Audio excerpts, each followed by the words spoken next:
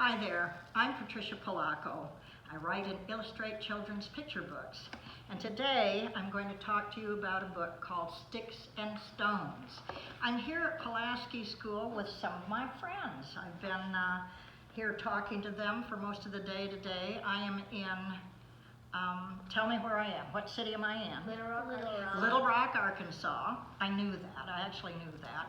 I took a train here and got here at like at 3 o'clock in the morning, yesterday morning, but here we are.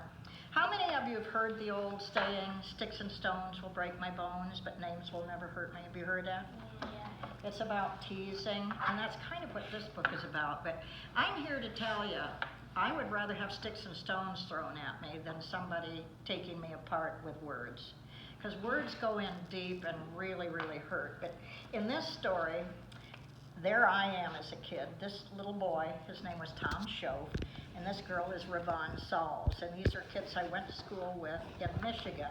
So this is a true story? It's a true story. This is what Tom looked like, kids.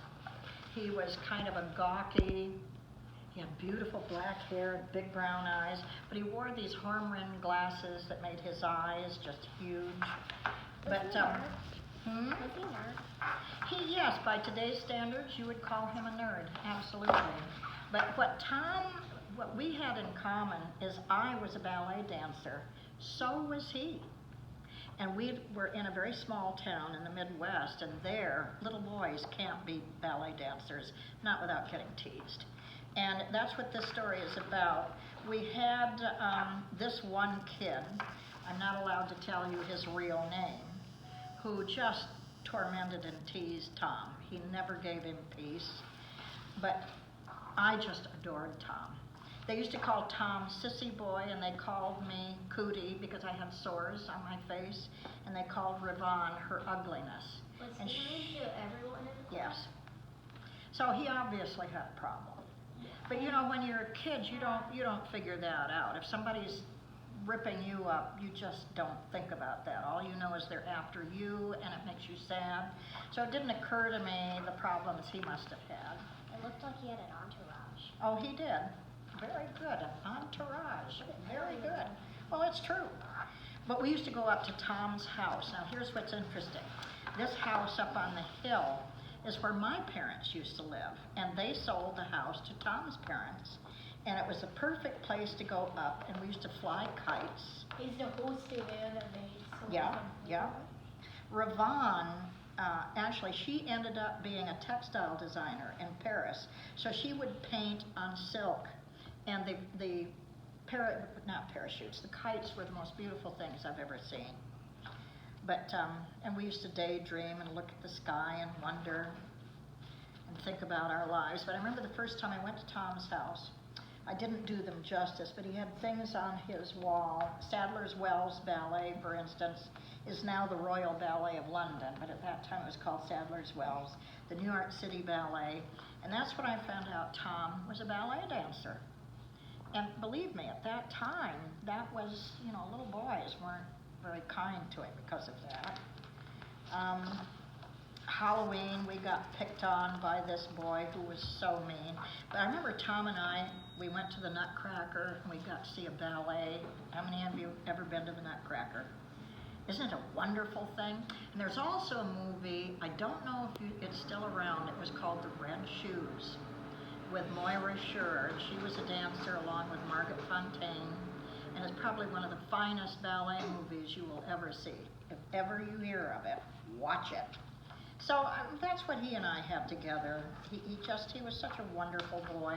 And to make a long story short, this boy ganged up on him, broke his glasses, and Tom was blind without his glasses.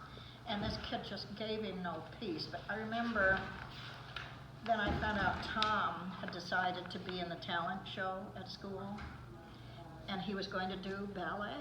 And I begged him not to, because I knew he was going to suffer. I knew these kids were going to do terrible things to him. But he practiced, and these are all of his practice outfits. And he was kind of a tall, skinny kid, and he had his glasses held together with Band-Aids and tapes. He was just But I remember when he stepped out on the stage, he was doing a part from Swan Lake, And I remember being struck with how beautiful he was. I'd never seen his hair combed the way it was, and he was wearing all white. And as he started dancing, the cat call started. The kids were hurling cans of pop and calling him names. And pretty soon somebody, took his music off, but Tom kept dancing. And I heard just his feet as he hit the floor, and he was still dancing. And I remember standing there crying. And then one kid in the room stood up and started to clap. And then pretty soon the entire auditorium clapped for him. And we were all crying because what Tom taught me, here I was a kid, was something called grace under fire. And what that means is you're doing something unpopular or that you're going to get ridiculed for doing, but you do it, and you do it with spirit, and you do it with everything you have, and that shows grace and bravery. That's what he showed me that day. So that's what this story is about. My friends and I heartily recommend it, don't we?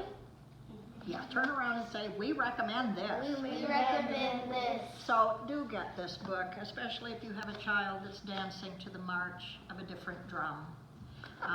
That's what this story is about. Thank you very much, and thank you, you wonderful students at this lovely school. Thank you.